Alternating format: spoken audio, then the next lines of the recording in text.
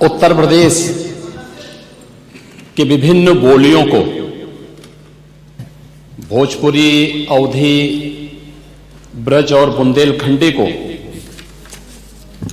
इस सदन में सम्मान मिल रहा है और हमारी सरकार तो इन सब के लिए एक एकेडमी का भी गठन, अलग अलग एकेडमी के गठन की कार्रवाई को भी आगे बढ़ा रही है। ये सभी हिंदी की उपभाषाएं हैं, यानी हिंदी की बेटियां हैं। भाषा की समृद्धि के आधार है और हमें इसका स्वागत करना चाहिए। ये सदन साहित्य केवल विशुद्ध साहित्यिक और व्याकरण से के विद्वानों की नहीं है, आम जन का प्रतिनिधित्व करने वाले माननीय सदस्य समाज के विभिन्न तबके से आए हैं। अंतिम पायदान पर बैठे हुए व्यक्ति की आवाज को भी इस सदन में मुखरता मिले, इसके लिए अगर किसी को हिंदी में वह धारा प्रवाह नहीं बोल सकता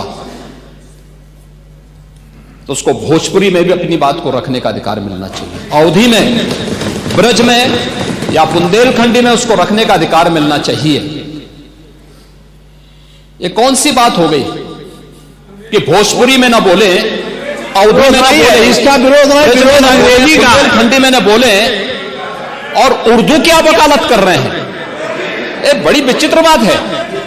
आप मुझे बताइए, मैं इसीलिए कहता हूं कि आप समाजवादियों का चरित्र ही इतना दोहरा हो चुका है, इतना दोहरा हो चुका है कि अपने बच्चों को भेजेंगे इंग्लिश पब्लिक स्कूल में और दूसरों के बच्चों को बोलेंगे कि एक गांव के उस विद्यालय में पढ़े जहां संसाधन भी नहीं है। ये दोहरा आचरण और जाकी रही भावना जैसी प्रभु मूर्ति देखी तिन तैसी, यह तो आचरण आप लोगों का है। इसीलिए आपने कल भी भोजपुरी का विरोध किया, अवधी का विरोध किया, बुंदेलखंडी का विरोध किया और आप लोग अपने दैनिक जागरण में, दैनिक जीवन में इस प्रकार के आचरण के आदी हो चुके हैं।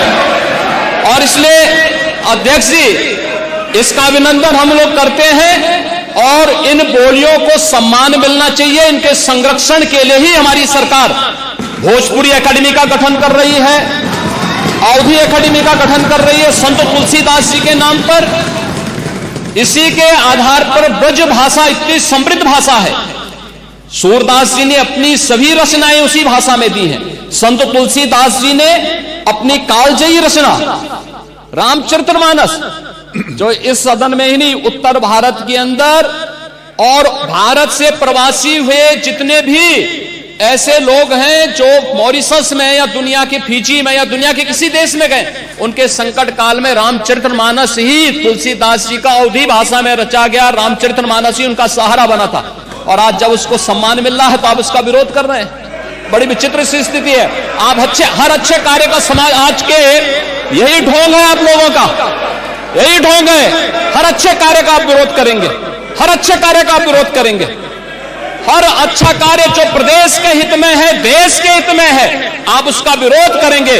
और मुझे लगता है इस प्रकार के विरोध की निंदा होनी चाहिए और हम इसका समर्थन करते हैं जो उत्तर प्रदेश की बोलियों को सम्मान मिल रहा है। मैं आपका धन्यवाद करूंगा और विधानसभा सचिवालय को इस बात के लिए धन्यवाद दूंगा।